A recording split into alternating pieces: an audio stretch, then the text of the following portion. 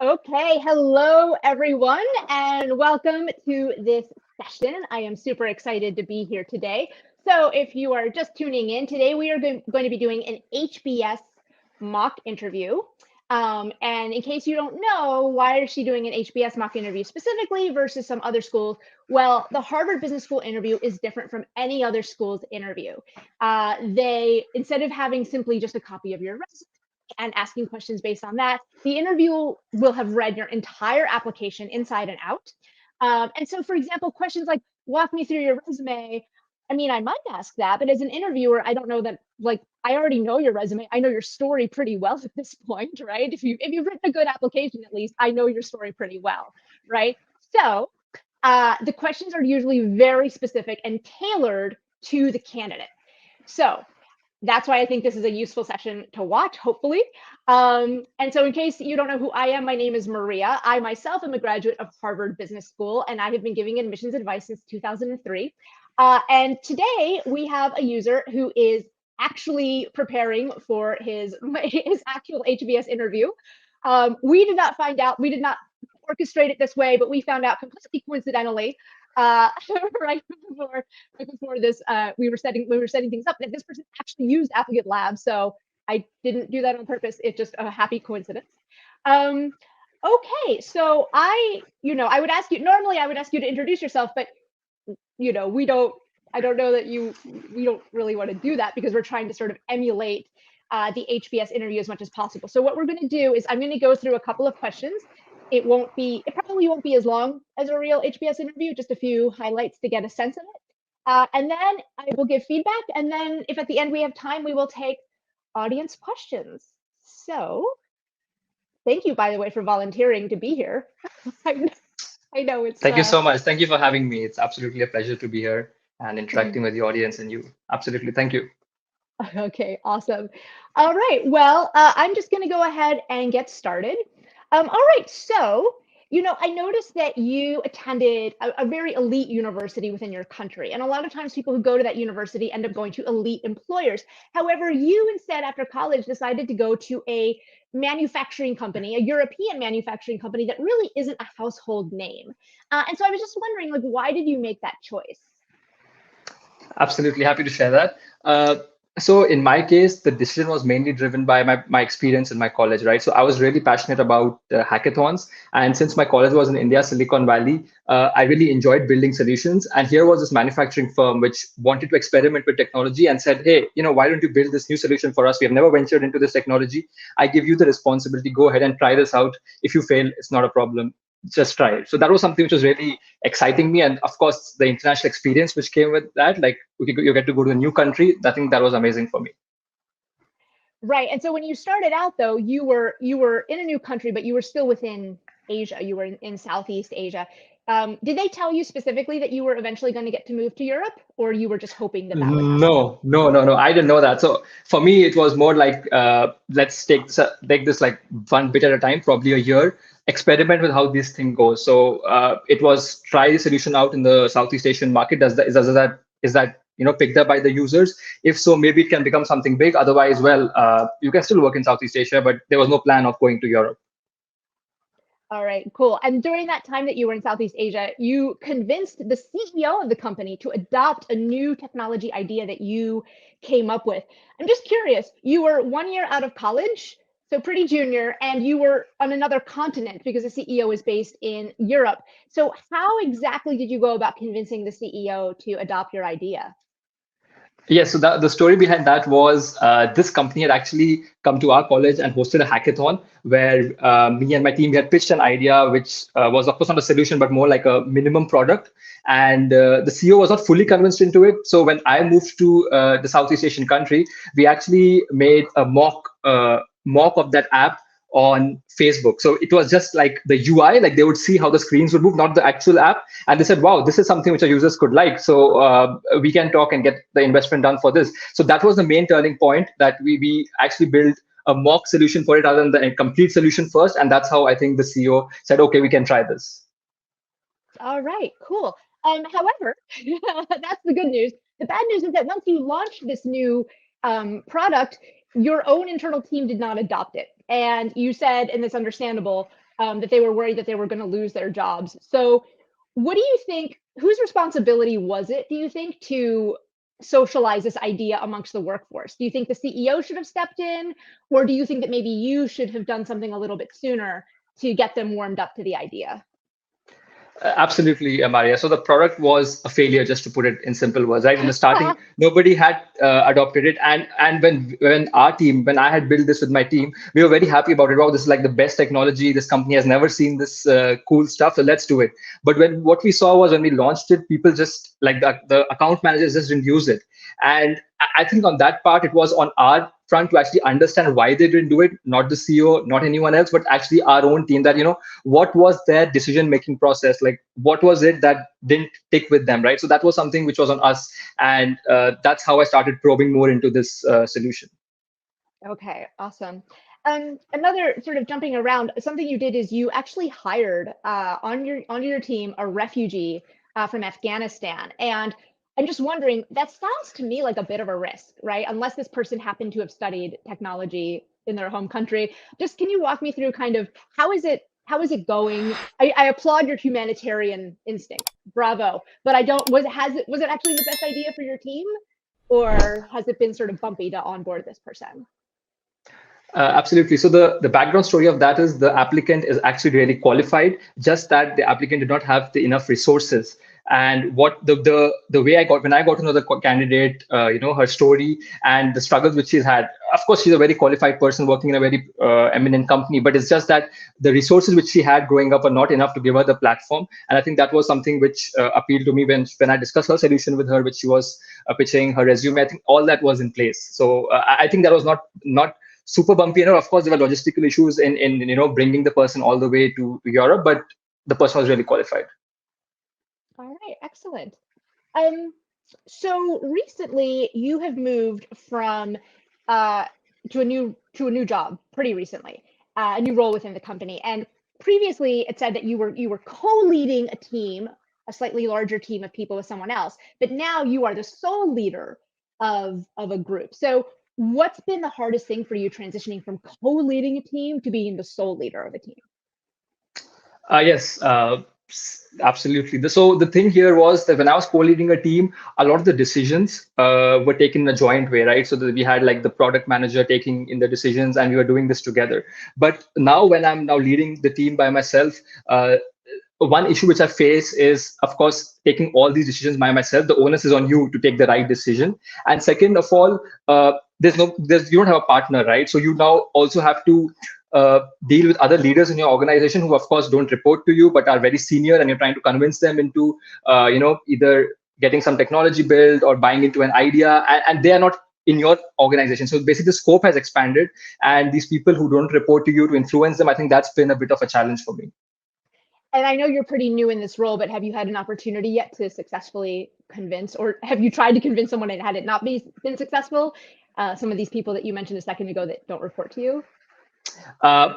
I mean, it's been 2 months into my new role, but actually there was a project which was ongoing, which I onboarded myself onto. And I think that is something we have already managed. For example, the head of finance is ready to go and implement a new AI solution because we managed to show him the benefits we could bring in. So it's not totally I'm not taking like I did this because this is happening like since 1 year, but I am now the owner for that product. So I think that bit is done. So we have some investments coming in, and we plan to build this product for the finance team now.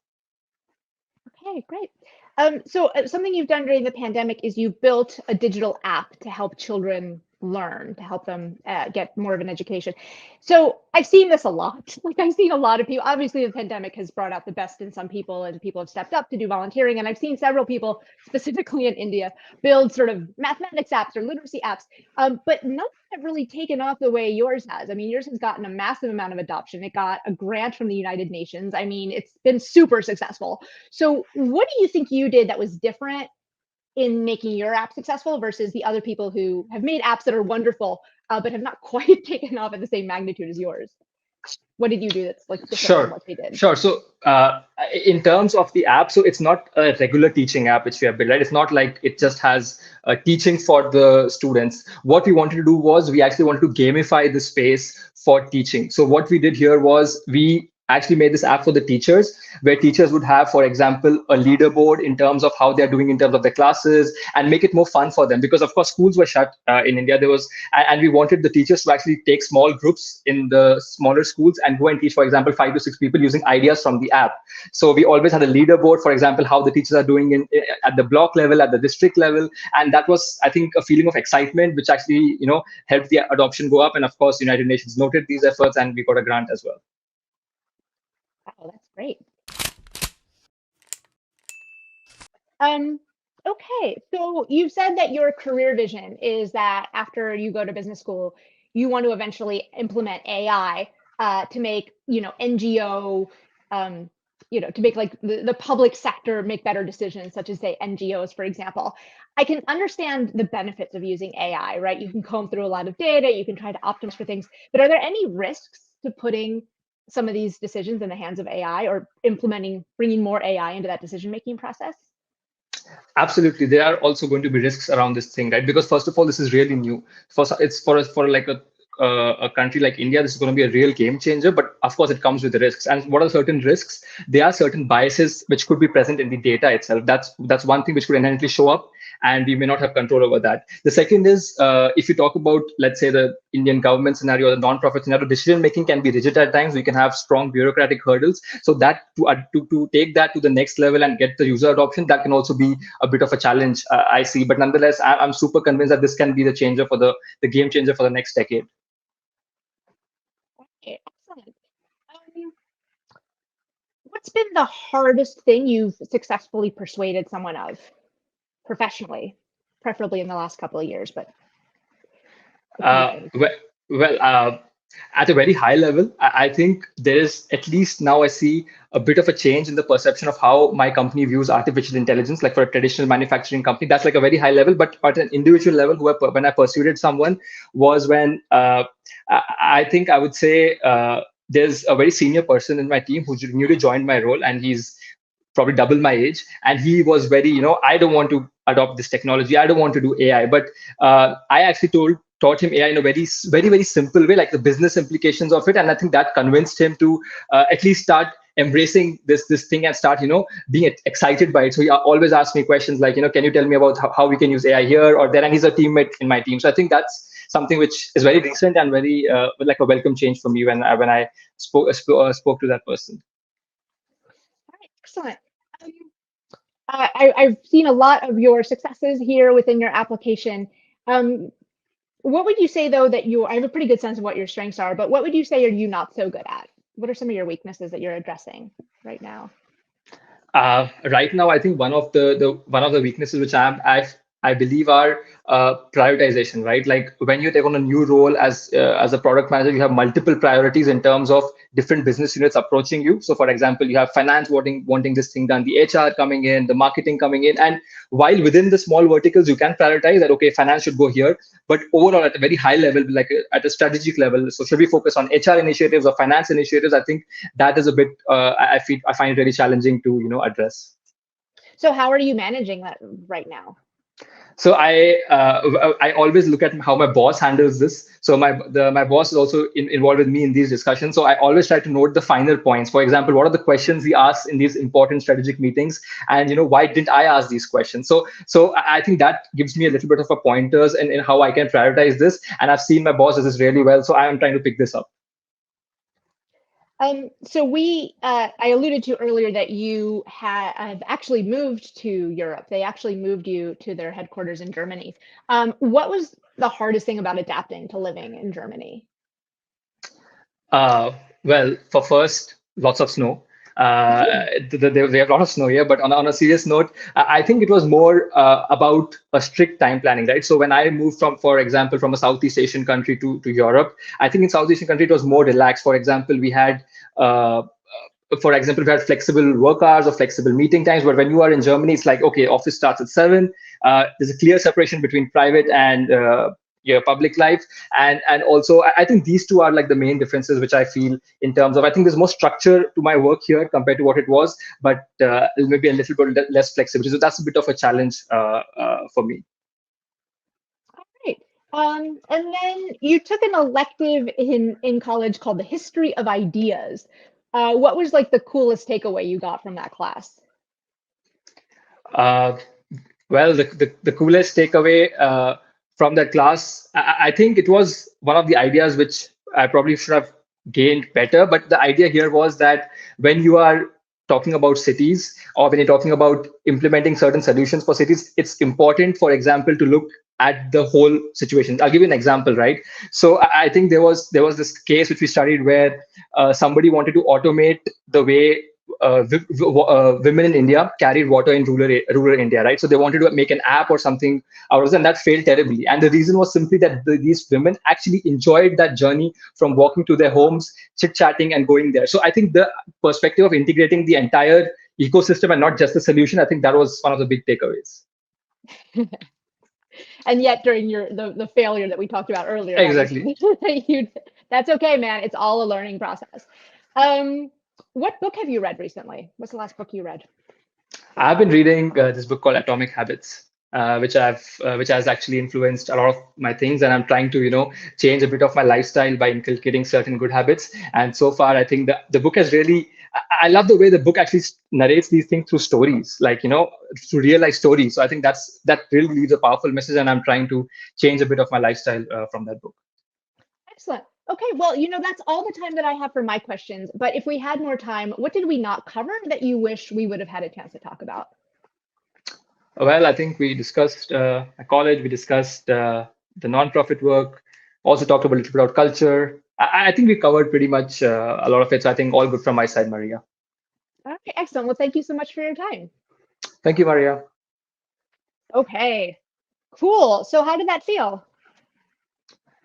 Well, there were certain questions I was stumped by because I felt like, okay, some questions were like, okay, why this, why this? But some questions I was like really out of the blue and I was thinking on the spot. So I think I took, but overall, I think it was, I don't know, you're the better judge, but I felt okay, I guess.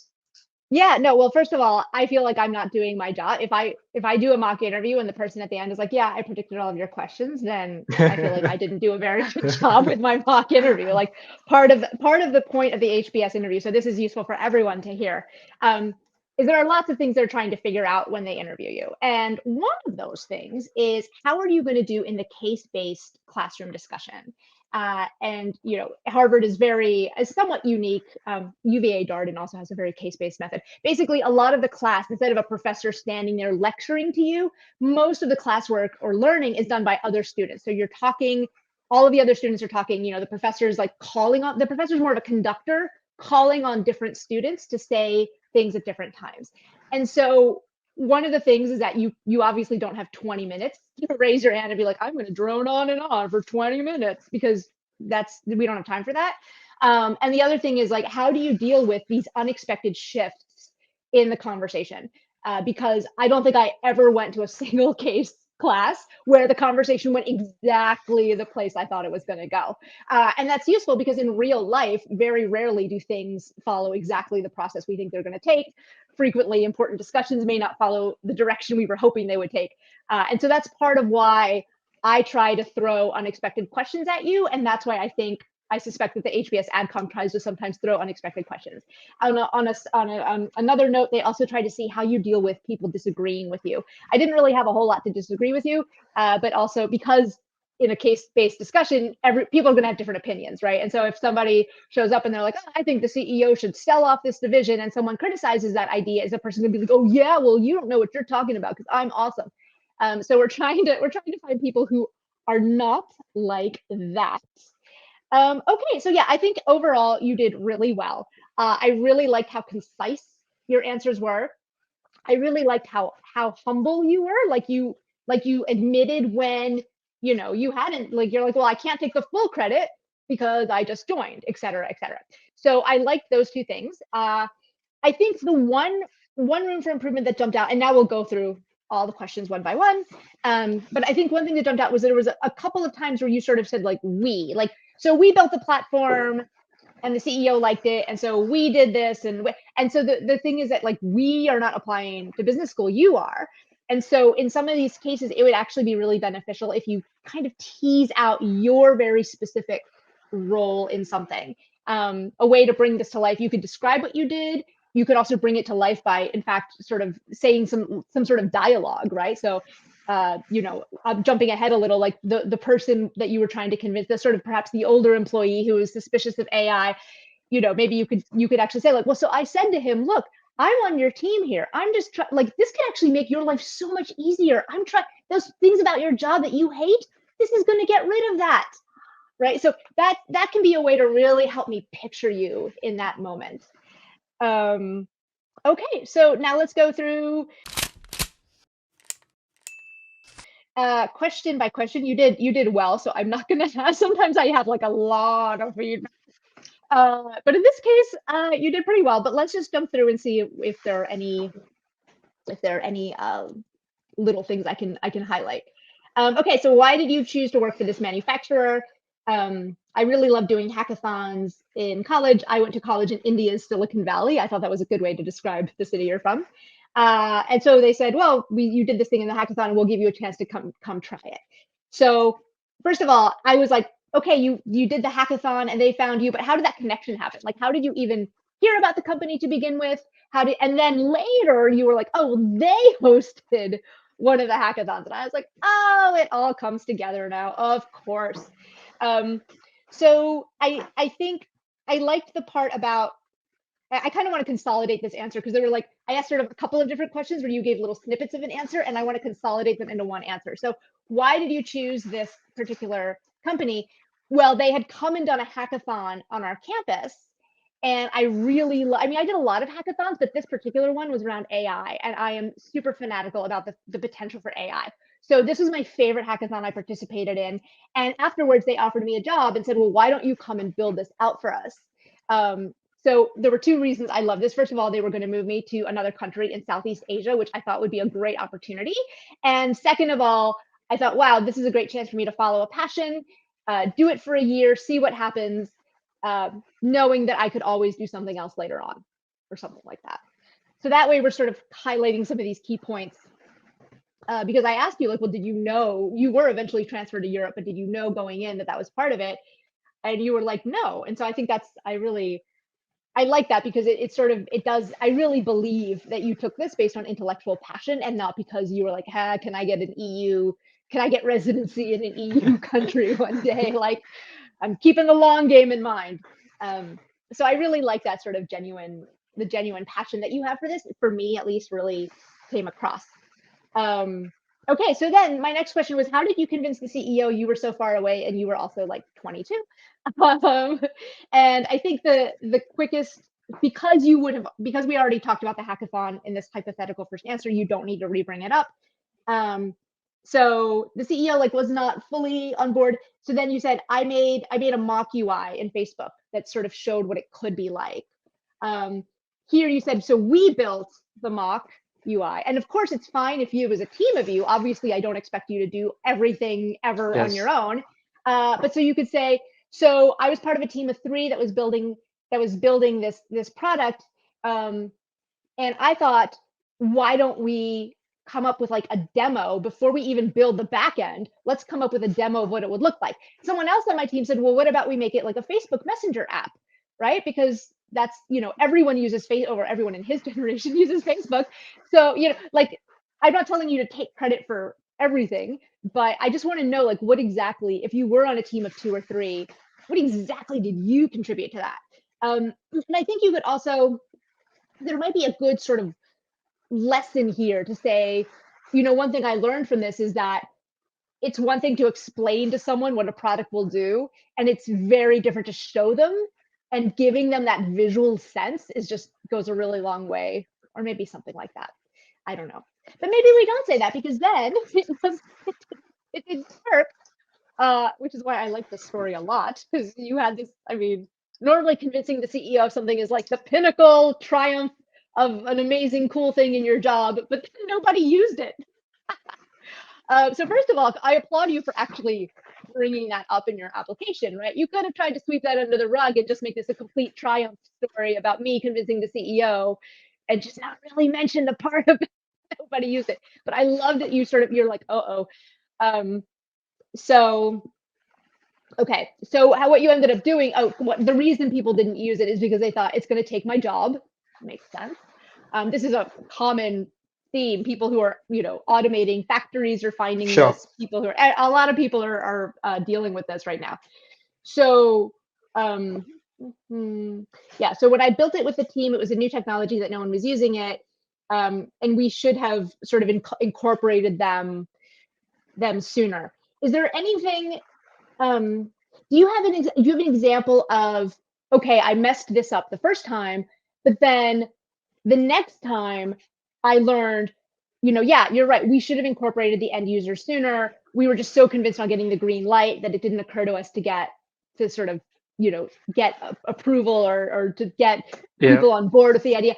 But you know what? Like, I learned from that. And so last year when I was working on something else, I first went to 7 different people. Like, can you add that on to the end to really prove to me that you learned that lesson?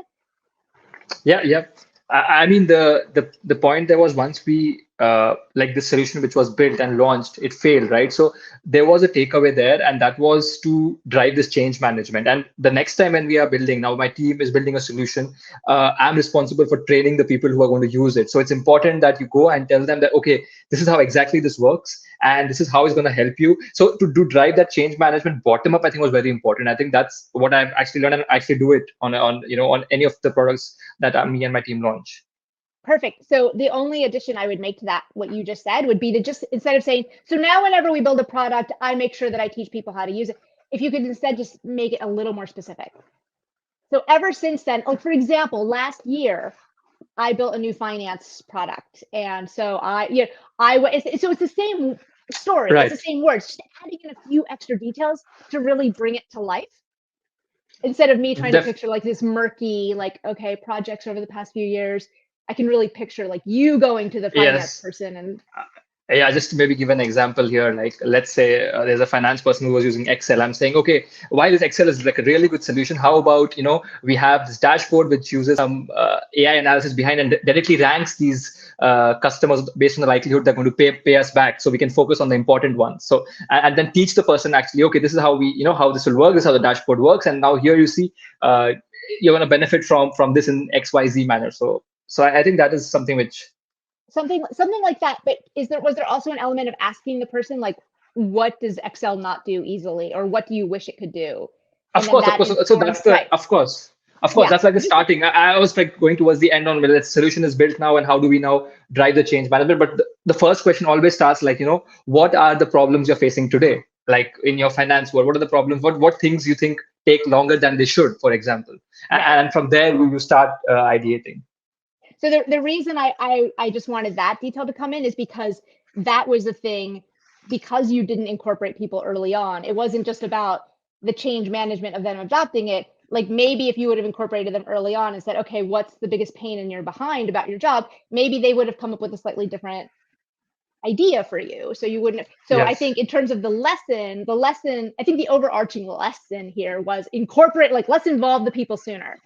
So in that case, I think you would just say, so for example, last year I went to the finance team and I said, what are the things that you're doing that you just are taking way too long, that if I could wave a magic wand and make it faster, what would it be? And then based on that, I built a dashboard that automates their Excel reports. I don't think it matters what the dashboard does necessarily, but just more like so that I can picture you going to the finance team and what exactly did you say to them? Like, Maria would say, if I could wave a magic wand, what would he do? But you probably use different terminology because you're not me. So those sorts of details around more like the human aspect, as opposed to like, well, it was a dashboard that did a 90-day moving average, that sort of stuff. Okay, you get it. Okay, so one of the things you did is you hired a refugee. That seems like it might be kind of risky. So this person was living in that country when you hired them? Yes. I wasn't sure if they were an immigrant to. No, they were living. They were participating. So there was a competition which a company hosted internally, and they were participating from that region. And I just asked them like to build a solution where they said, it's really expensive for us to get that here. And then that's how the conversation started on why is it so expensive to get a sensor, for example. So. Okay. So if you're asked about this, I think it's important just to. Did you say in the application that you met this person through a hackathon? Maybe you did. Yes. I'm reminded you did say that in the essay. I remember now. Okay. But so the one thing was you said they're really qualified. but they didn't have enough resources. They were working for a really eminent employer, but she didn't have the platform. So that was one where I was like, resources, platform. And so in this case, I actually do think that saying we were having them build was it like a hardware solution that she needed a sense for? Okay, perfect. So, we were asking her to build a hardware solution, and she needed a part for it. This is a part that you can get in, and so really kind of like make it clear how, like, this is a part that costs only €1, and you can get it in basically any hardware store anywhere in Germany, and yet she couldn't get a single one in her entire town, right? So do you see how that really that's better than like she didn't have the platform, she didn't have the resources. I messed up there, yes. Yeah. Oh no, it's not. You didn't mess up. This is not a bad answer. I'm just saying, like, how can we really bring it? Like now, I can picture her in this town, like freaking out. Like, I really want to do this competition, but where am I going to get a flux capacitor from? Like, definitely, I think maybe the personal details really add an impact. Like when I'm talking to the personal, actual conversations, I think that's where the magic comes in. Yes, exactly. Because now it can. Yeah, it was like she doesn't have the platform, and I'm like, what platform? And I didn't even catch, it didn't really occur to me until sort of halfway to the end of the question. I'm like, oh, she was still in that country. Because I knew she was a refugee. For some reason, when I read, and maybe you did say it and I missed it, but I just was thought, because there is such a huge refugee influx into the EU, that I just thought, oh, well, she came in one of those waves, and but she's actually there. So of course she's not going to be able to. This was all like virtually. It's a virtual hackathon. Yeah, of course, it was a virtual hackathon. But I didn't know if she was like in Germany or someplace else. Okay, cool. Yeah, so that, I think that detail really makes it awesome. And has that person adapted well to living in your country and in Europe? And yes, so far it's for an internship, and I'm hoping that this will translate to a full-time offer, which usually happens. So. Oh, good. I love this story. Okay, this is just me, Maria. Okay, so I think my next question was, you used to be co-leading a slightly larger team, and now you are the only person leading a slightly smaller team. What's been like the biggest change or the biggest challenge in making that sort of transition? Sorry, you said decisions. They used to be a joint decision. We would debate it with my co-lead together. Now I have to make the decisions all by myself. The scope has expanded, and I don't really have a partner, so I have to deal with other leaders. I have to work individually with other leaders to try to convince them. So I wonder if this might be a good place to say something like, well, we used to make all of the decisions together, and did you used to pitch the senior leaders together, or is it that now you're like on a completely different product? Okay. I mean, when I was co-leading together, it was a lot of things, both of us like going in together, pitching, discussing ideas. But now it's like, the single person responsible for everything. Something goes wrong, it's on you. So. Right. Good times. Everyone wants to be the leader until it turns out that parts of it that stink. I'm giving you a hard time. So I think. So I used to have someone to I don't want it to come across that you are personally uncomfortable making decisions. Like, I don't want that to be the takeaway. But I think it's just, maybe I'm so used to making decisions collaboratively and making the call with a peer that we would debate. And so now I need to make the decisions, and I need to get that information. Like, are you bouncing the idea off other people? Are you bouncing it off of your boss? Or are you saying to yourself, what would my former coworker do? If he were here right now, what would he say? Like, how are you managing this? I mean, of course, the first go-to person is your team. You always discuss it with your team. What do they think? Get their opinion, get everyone's opinion in. But maybe at times members can be shy to pitch their ideas, especially if they're younger members. When I was with the like co-leading a team, of course, it was like a person with a different perspective from mine, always challenging me. So we always that was a very quick process. But now it's like you have to go and ask them, okay, what's your feedback like? What do you think? And then ultimately, most of the times you have to take the call. So I think that's a better answer than how I say it compared to what I said. Yeah, that specific facet of it is really interesting. It's not so much that because I don't like making decisions. Like, it's a lot of pressure, and it's the facet of it that I find fascinating is that my co-leader used to challenge me all the time, versus now that I'm the team lead, people are less likely to speak up. They're a little shy. And so I really miss And so what have you, sorry, did you say at the end just there, like what you've done to try to get people to debate you more? I mean, sometimes what helps is like instead of when you pose a question in a meeting, you would say you wait for people to answer. But sometimes it's good to say, "Hey, what do you think about this?" For example, and I think that really helps people to not like calling them out directly, but just encouraging them to to speak. So I think that helps. That's great. Okay, see, that answers a lot. That particular facet of it. Again, this is zooming in. Instead of saying in general, it's hard to be the person. Let's zoom in on what's that very specific piece of it that is just like, oh, I wish people would tell me more often that my idea is bad. So that way we can make it better. Okay, and then regarding like having to convince the other people, when you and your former co-lead were doing this, would they like take the lead in the presentation part of it? And so now you've had to adapt to like make up for not having them as the show person. That's true. They were the ones. I mean, we would of course discuss the ideas, but he was a product manager, so he would be the one doing the presentations most of the time. Sometimes when he's not there, I would fill in his space. But right now, it's you, right? So I think that's also a change on that front. Mm-hmm.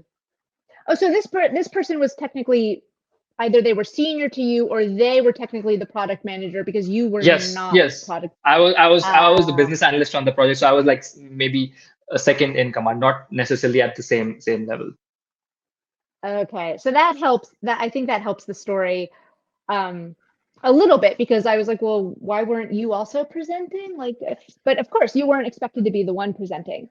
So you were co-leading a team, but I was on that sort of analysis side. The other person was technically the product manager. So of course he, as in his role, would be the one to get up and present in front of senior management, sorry, and get them their buy-in. But now I've had to take on that role, and it's been challenging. But learning from my previous experiences, I've learned that it's best to go one by one to the people before the big meeting and try to explain to them how this product helps them. Absolutely. I want there to be like an end instead of just like, oh gosh, now I have to be the one to convince them. It's really hard. Like, okay, so what are you doing about it? And that's why I then asked the question of like, the follow-up question was like, okay, so can you tell me about a time that you did like, and again, you've only been in this job for 2 months, so I'm not expecting you to change the world in 2 months. But so have you been able to convince someone? Great. I convinced someone. There was an ongoing product, and you said something like, we convinced him. But I think this one was, I think the key here was not like, well, I came in and the product was already kind of done, but I came in to bring it over the finish line. And like, I don't know that part is the relevant part. I think since I asked a question specifically about what did you do to convince this person, just laser focus on like, there was a finance person who didn't want to adopt this new technology. So then I said to him, blah, blah, blah. Sure. And then if I would have said like, well, so tell me this particular product that you're talking about, like, how did was this your idea? And then you say, well, actually it was an existing product that I took over. And then you go into those details. But that was it, don't spend time answering, and don't answer a question that wasn't asked. Because we don't have time. Yeah. Sometimes, yes, I think it's very important to get the question, and sometimes sometimes you just want to say what you want to say, and then you miss the question. I think that's absolutely, Maria. That's true. I know. It's so hard because you're so nervous. Yes, that's true.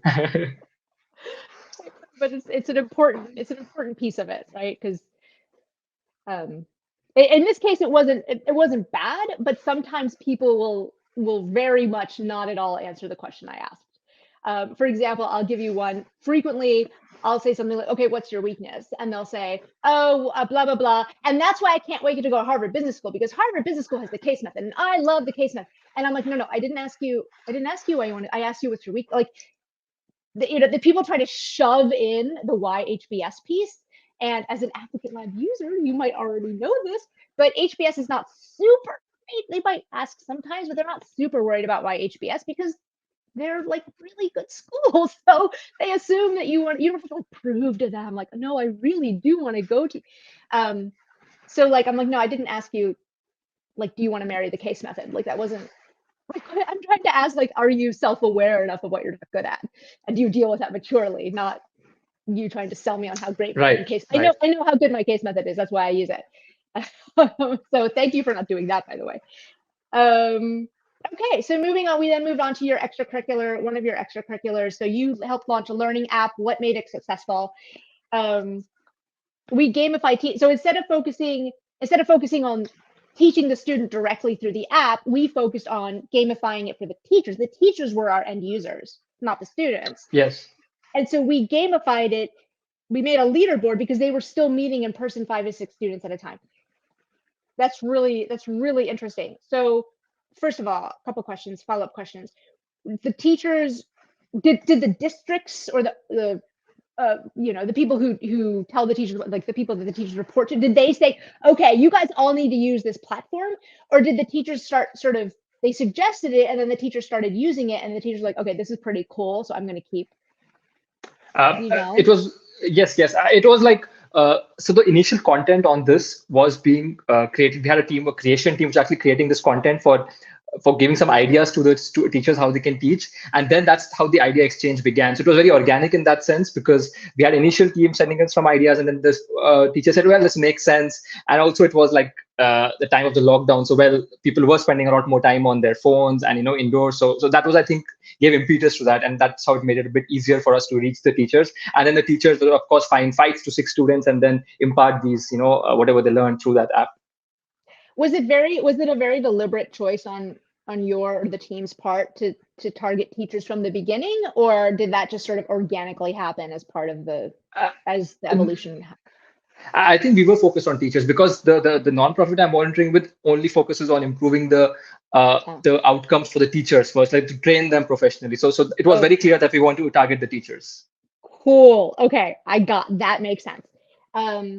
Yeah, because the other thing I was going to think was like, I wonder how many students, like I know smartphone adoption in India is growing rapidly, but I thought to myself, well, how many students are going to be in families with smartphones? And if the father, even if the parent has a smartphone, are they going to be like handing it to their kid for 6 hours a day to study? So I think it's really smart to target the teachers, and then that way they can disseminate it one-on-one. And being in person is obviously better.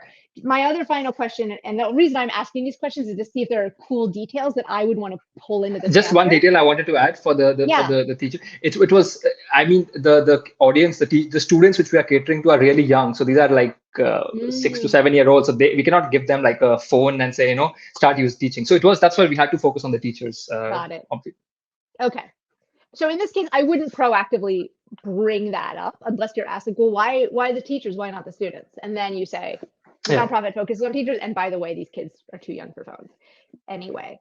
And so finally, there was like a leaderboard, right? You gamified it. I'm a teacher in a classroom. I want to get to the top of that leaderboard. Was there any benefit? Like, was it just glory being at the top of the leaderboard, or were there any incentives tied to that? Or was it just like, boom, I'm the best teacher in Maharashtra? Like, I think it was the inherent impact for that was first of all, teaching is a very humble profession anyway. So the satisfaction which you get by impacting lives of others is something in itself. But I think the teachers also developed themselves. For example, they got better at speaking, delivering the lectures, and that personal development which came through that was definitely, I think, we did not, for example, give them any monetary benefits or something like that for topping the leaderboard, but it was more that like this. Their own development, which I think was the driving factor. So the leaderboard was driven by how many modules I've taken on your app, or how many students, or did you track student progress? And it's like, woohoo, my student.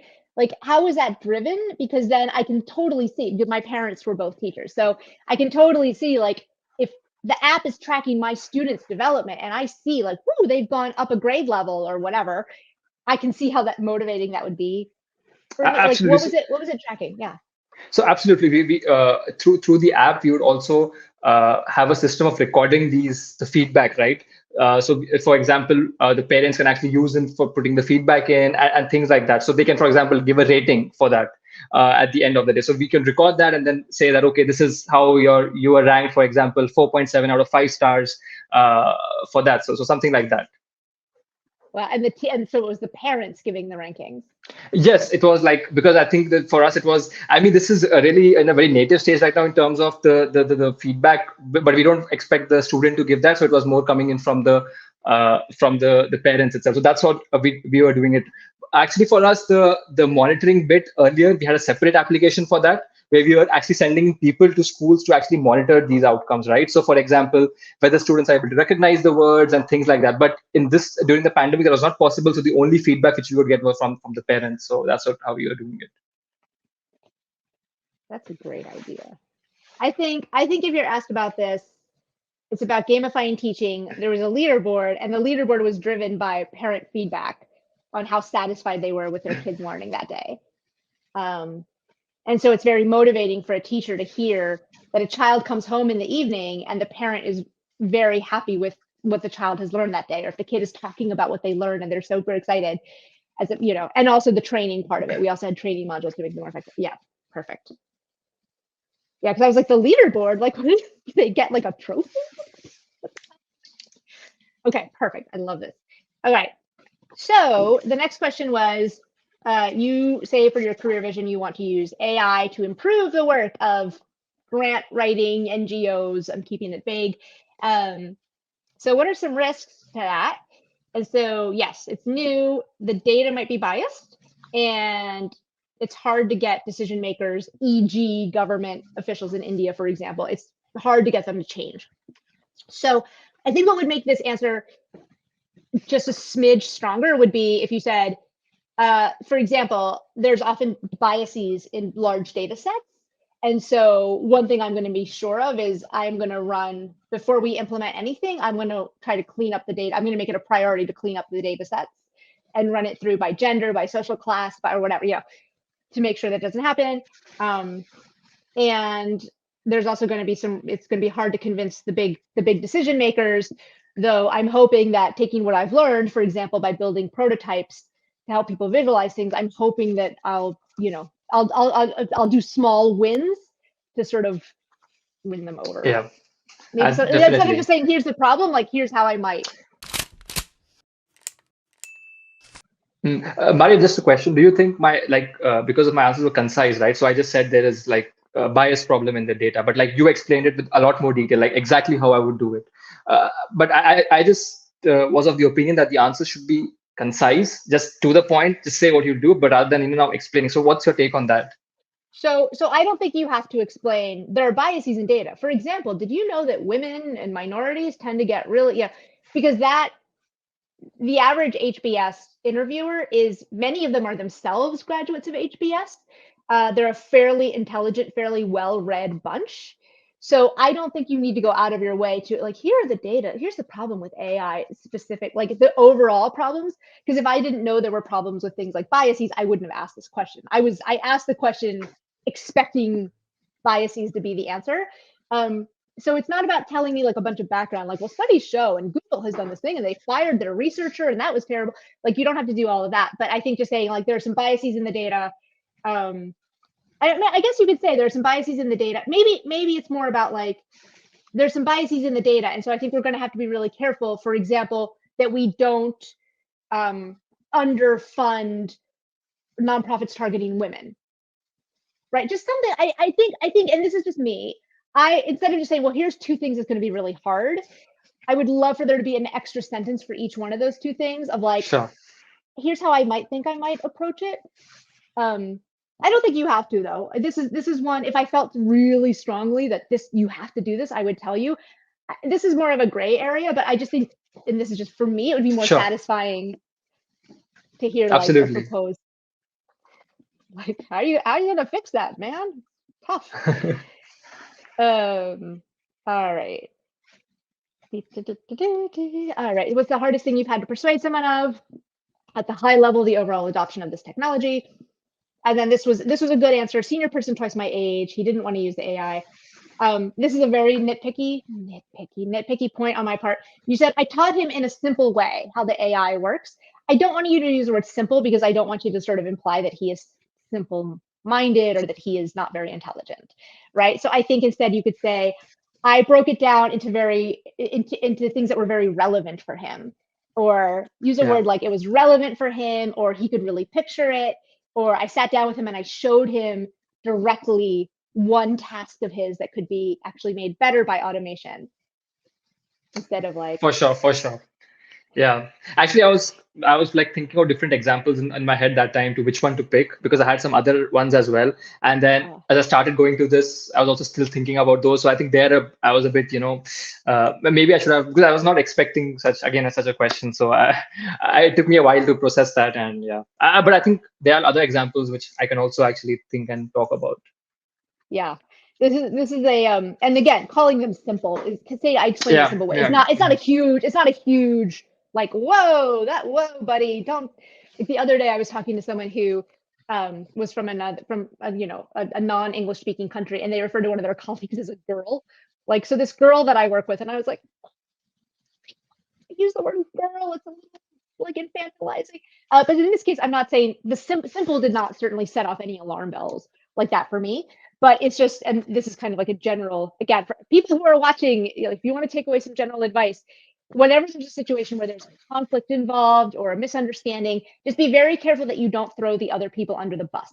So you don't say something like, well, you know how old people, this, obviously you didn't do this, right? But you know how older people are. They just don't want to deal with technology, right? They just, or, I was working with these factory workers and they just don't have an education. So I really had to break it down for them, So just always try to, the thing that I teach in Applicant Lab is to try to put yourself in their shoes and say, it's understandable why the factory workers didn't want to automate the assembly line, right? They're probably worried about their jobs. I don't blame them, but blah, blah, blah. So that way you're not like, oh, stupid unions, like factory workers. It doesn't look like you're putting them down. So you didn't do that, but that was just sort of feedback. And then I think I asked you, what's a current weakness you're working on? Prioritization. I liked this answer, right? Do I do finance, marketing, HR? So what I'm doing about that is I'm looking at how my boss does it. What are the questions he asks and you're trying to sort of glean from that, like, he's really focused on HR much more than marketing. So maybe I should be more focused on HR. Are you asking your boss directly? I mean, not directly, but I just noticed the questions he asked, because he's definitely much more, like 20 years more experience than I am. And I know so I just try to see what are the questions he asks and what are the probing questions he asks to decide on the viability of a use case, for example. And I think that is something which I need to get into the details, ask those questions. And I think definitely then I'll probably have a better idea of how he does it.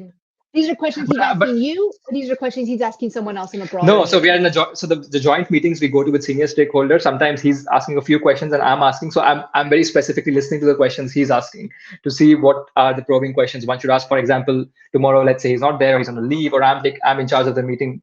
What would I ask? So just to get some learning from there, I think. And I don't ask him explicitly, why, but I just try to listen and understand what he's asking.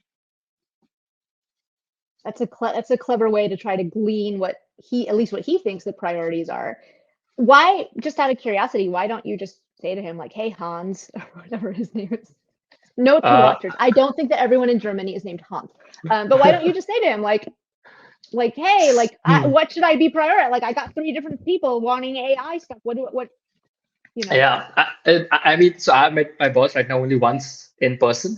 And I'm just trying to build that rapport with him before I get that comfortable asking all these direct questions. I will eventually, but I'm just like 1.5 months, not even 2 months into my new role. So it'll take a while, but I'll ask these. Of course, we have formal feedback sessions as well in our company. So that will also anyway come through. But right now, I just didn't immediately ask it, tell me what do I do? Can I do better? Okay, let me just get into the role. I'm just listening, learning, and I'll ask these questions at a later point. Is it also, is he, if he's very senior, is it hard to get on his calendar? Like, how many people is he managing? Yes, approximately 16, 17 people under him. But the thing is, this is because of the wave, this AI wave we have created in the company, right from when I started, and now he's joined in from very senior, in a senior role, jam-packed calendars, right? It's very hard to, get even like a 15-minute slot, and that's usually for tasks. we have time reserved for these activities as well, where we are doing some exchange of feedback and stuff, which is when I've definitely asked this. But for now, I'm keeping it to just watching, observing, and learning. Right. So I'm trying to think if you should say, so how I'm managing it is, first of all, I'm new in the role. I've only met my boss once. And so, of course, I asked him then. But in lieu of that, because I can't, it's really hard to get on his calendar, this is how I've been indirectly figuring out what, because I don't want it to feel like you're asking I love the idea of what is he asking about? I love that. I think it's super observant. But I just don't want that to come across as well, why don't you just ask him directly, man? What's up with that? So almost addressing it, just, and again, not a ton of details. You can just say, he's really, that's the key fact for me that really clicked in my head was when you said, I've only met him once. And I'm like, okay, that helps explain a lot of why you're not super close buddy. Okay. What's been the hardest thing about adapting to Germany? The snow. The very strict time planning in Southeast Asia. We're more relaxed, we're more flexible, and there's a clear separation between public life and private life. And so I've had to be more structured. Which one's been sort of the hardest? Is it the structure? I think, yes, I think the just one thing, if I had to say, it would be definitely the flexibility bit compared to, for example, in Germany, we're planning calendars way ahead, right? Even into the 9th or 10th month of the year. It's packed. Okay, this is when I would go for the vacation. This is when I would go for my meeting. This is when we talk to this boss. But when I was in Malaysia, it was more let's take it, I don't know, 1 week at a time, maybe. But here it is really even if I, for example, I ask my boss, hey, when can I come for for a lunch or something? The first thing he'd probably do is open his calendar and see, So I think that's what I meant when I said a very structured way of living. And so, for example, if work starts at 8, it starts at 8. If work ends at 5, it ends at 5. Which is very, you separate that. Okay, at 5:30, I'm probably going to pick my daughter from school. So that's very, I would say, time boxed or very structured in that way compared to what it was in Southeast Asia. Yeah, so there are definite benefits to that, but there's also if there's a traffic jam on the way to work, that's super stressful. Yeah, strict time plan. I've actually heard from someone else years ago who was working in that part of Europe that it's weird. My boss is okay, here's on September 14th, we're gonna have a meeting at 11 a.m. It's what? Okay. I think that's a good, instead of just saying, oh, Germans are really strict, because that's sort of the stereotype. It's very, I've had to be more, the meeting starts at 10, it starts at 10. No small talk. How was your weekend? Nobody cares. Nobody talks about that. It might be, I don't think we should cover it now because we are running out of time, but it might be interesting for you to have an opinion on at first I was kind of weirded out by how, not that you would say weirded out, but I was, the stringency with the timing was quite a shock to the system. But, I kind of now see the benefit of it because people can really plan their lives. Definitely. I mean, you see yourself, reaching home always on time for whatever you have. You feel the day feels longer when it's, time boxed in a way. There are advantages, definitely. I'm not saying it's a bad thing. It's just a different thing. Right. Yeah. Yes. I worked in India once for several months, and there was definitely sometimes these days where it was we just came in, we were just be in the office, and it was we just have to stay late. We just have to look like we're staying. And I'm why? We would come in on Saturdays and nothing would happen. And I'm why are we here anyway? So yeah, I can see why that would be a big change, but also there's stuff here. Okay, so finally, I asked you. Oh no, I didn't. This was not the final. This is the second to last question. Why did you take the elective history of ideas? You started talking about house cities, and were you talking? That question was you were talking about another elective that you took that was about cities. History of I picked 2 different electives that I could have asked about, and one of them was called cities, something about cities. Almost 10 years back. So I was how did she get that course? And I was just thinking, what did I learn from that course? Okay, I remembered who the teacher was, and then I was thinking, I think that example was actually the one which uh, which I cited about these women. Actually, that was something which was really, I remember, very striking about that course. It was, I think, in the history of it was in history of ideas. Yes, I think it was. I'm not sure if it was in history of ideas on cities, because we had these courses which we call here social science courses. But there's also this, but it was one of them. But I'm not really now able to recall which one was it though. Okay. Well, then maybe if you're asked about history of ideas, and don't bring up like, oh, we were learning about cities in the class, because I'm like, oh, so is he actually answering about social sciences 102, the city, or whatever the name of the class? I've got the transcripts here. HBS, anything is fair game.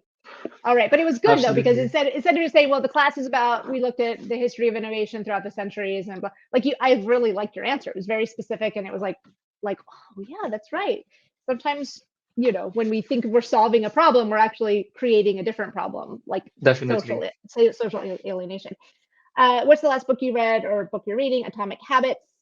I've started changing a few of my habits, and I really like that he used a story. So what I liked about this answer was that you actually made it, you didn't start explaining to me what Atomic Habits is about, or it's written by James Clear, and it's divided into 18 chapters, 432 pages. Like, not that you would do that. I'm using hyperbole to make a point. But instead of telling me like what the book is about, which is a big trap I think people fall into, you were telling me like, here's what I'm taking away from it, right? You could even say like, the current habit I'm working on is trying to eat more vegetables.